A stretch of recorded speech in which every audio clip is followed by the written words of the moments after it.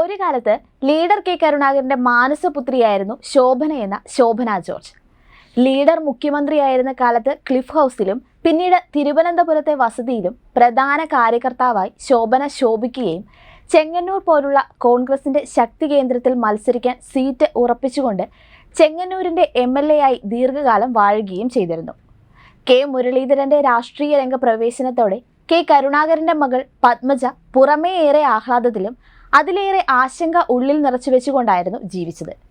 അച്ഛന്റെ രാഷ്ട്രീയ പിന്തുടർച്ച ജ്യേഷ്ഠൻ മുരളീധരന് മാത്രമായി ലഭിക്കുന്നത് അവരെ ഏറെ അസ്വസ്ഥയാക്കിയിരുന്നു. കേരളത്തിലെ കോൺഗ്രസ് രാഷ്ട്രീയം കെ കരുണാകരനിലും അറക്കപ്പറമ്പിൽ ആന്റണിയിലും കറങ്ങിത്തിരിഞ്ഞു നിൽക്കുന്ന കാലഘട്ടത്തിൽ പലതവണയായി ലീഡറുടെ ചില പിടിവാശികൾക്ക് മുന്നിൽ സ്വന്തം അടികളുടെ നീരസമുണ്ടായിട്ടും ആന്റണിക്ക് വിട്ടുവീഴ്ച ചെയ്യേണ്ടി വന്നതുകൊണ്ടാണ് പത്മജിയുടെ രാഷ്ട്രീയ പ്രവേശനം നടന്നതും ഏത് കുറ്റിച്ചൂലിനെ കൊണ്ട് നിർത്തിയാലും ചെയ്യിക്കുന്ന സീറ്റുകളിൽ പത്മജ സ്ഥാനാർത്ഥിയാവുകയും സുന്ദരമായി തോറ്റുകൊണ്ട് കോൺഗ്രസിന് മറക്കാനാവാത്ത ചില രാഷ്ട്രീയ തോൽവിപ്പാഠങ്ങൾ സംഭാവനയായി നൽകേണ്ടി വന്നതും. കാലം മാറി കഥ മാറി എന്ന് പറഞ്ഞതുപോലെ ലീഡറുടെ മരണശേഷം കോൺഗ്രസിലെ രാഷ്ട്രീയ സമവാക്യങ്ങൾ മാറി വരികയും ആന്റണിക്കും കരുണാകരനും ശേഷം പുതിയൊരു രാഷ്ട്രീയ നിര കോൺഗ്രസിൽ സംജാതമാവുകയും ചെയ്തു. കൂടാതെ കരുണാകരന്റെ പല പഴയ അടുക്കള സംഘങ്ങളും പരിവാരങ്ങളും രാഷ്ട്രീയ കാലാവസ്ഥയ്ക്കനുസരിച്ച് മാറി മാറി വിത്തിറക്കുകയും പല പാടങ്ങളിൽ നിന്നായി വിള കൊയ്യുകയും ചെയ്യുകയാണ് ഉണ്ടായത്. എന്നാൽ കെ കരുണാകരന്റെ മരണശേഷം കോൺഗ്രസിലെ ഒരു ഗ്രൂപ്പിനും അംഗീകരിക്കാൻ കഴിയാത്ത രണ്ടുപേരായിരുന്നു ശ്രീമതിമാർ ശോഭന ജോർജും കെ പത്മജ വേണുഗോപാലും. രാജീവ് ഗാന്ധിയുടെ മരണശേഷമാണ് ഒരു കാലത്ത് ഇന്ത്യൻ പ്രധാനമന്ത്രിയുടെ ചുവടുകൾ പോലും വരയ്ക്കാൻ പ്രാപ്തിയുള്ള ചിത്രകാരനായിരുന്ന കെ കരുണാകരന്റെ കോൺഗ്രസിലെ നെടുനായകത്വ സ്ഥാനം കയ്യിൽ നിന്ന് മെല്ലെ മെല്ലെ വിട്ടുപോവുകയും അദ്ദേഹം തന്നെ പുതിയൊരു രാഷ്ട്രീയ കക്ഷിയുണ്ടാക്കി LDFൽ ചേക്കേറുന്നതും.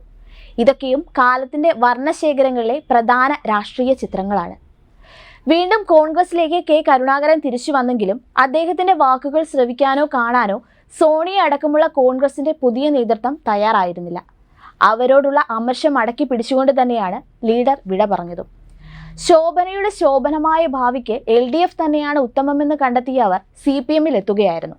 പ്രതിപക്ഷത്തു നിന്ന് എതിർചേരിയിലെത്തുന്നവരെ ഉന്നത സ്ഥാനങ്ങൾ നൽകി സ്വീകരിക്കണമെന്ന രീതിയിൽ മാറ്റം വരുത്താതെ അത് മറ്റുള്ളവരെ കൂടി കോൺഗ്രസ് വിടാൻ പ്രേരിപ്പിക്കുകയെന്ന നയത്തിന്റെ അടിസ്ഥാനത്തിൽ ശോഭന ജോർജിന് ഗാന്ധി ബോർഡിന്റെ അധ്യക്ഷ എന്ന ഉന്നത സ്ഥാനം നൽകി ആദരിച്ചാണ് LDF സ്വീകരണം നടത്തിയത്.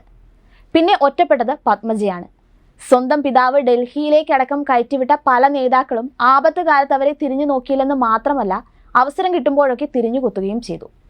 പണ്ട് MGRന്റെ വിലാപയാത്രയിൽ നിന്ന് ജയലളിതയെ പുറത്താക്കിയതുപോലെ രാജീവ് ഗാന്ധിയുടെ മകൾ പ്രിയങ്ക ഗാന്ധിയോടൊത്തുള്ള റോഡ് ഷോയിൽ നിന്ന് പത്മജിയെ കോൺഗ്രസ് നേതൃത്വം ഒഴിവാക്കി പരമാവധി അപമാനിക്കുകയും ചെയ്തിരുന്നു. ഏതായാലും കേരളത്തിലെ കോൺഗ്രസ് ഒരു പ്രതിസന്ധിയെ അഭിമുഖീകരിക്കുകയാണ്. AK ആന്റണിയുടെ മകൻ പോയി, കെ കരുണാകരന്റെ മകൾ പോയി എന്ന MV ഗോവിന്ദൻ മാസ്റ്ററുടെ പ്രസ്താവനയിൽ നിറഞ്ഞു നിൽക്കുന്ന ആശങ്ക കേരള രാഷ്ട്രീയത്തിൽ നിറഞ്ഞു നിൽക്കുന്നതിൽ കുറ്റപ്പെടുത്തിയിട്ട് കാര്യമില്ല. ശോഭന ജോർജ് CPMൽ ചേർന്നാലും പത്മജ പത്മത്തിൽ ലയിക്കരുതായിരുന്നു. എന്ത് കഷ്ടമാണ് കോൺഗ്രസിനെ വന്നു ഭവിക്കുന്നത്.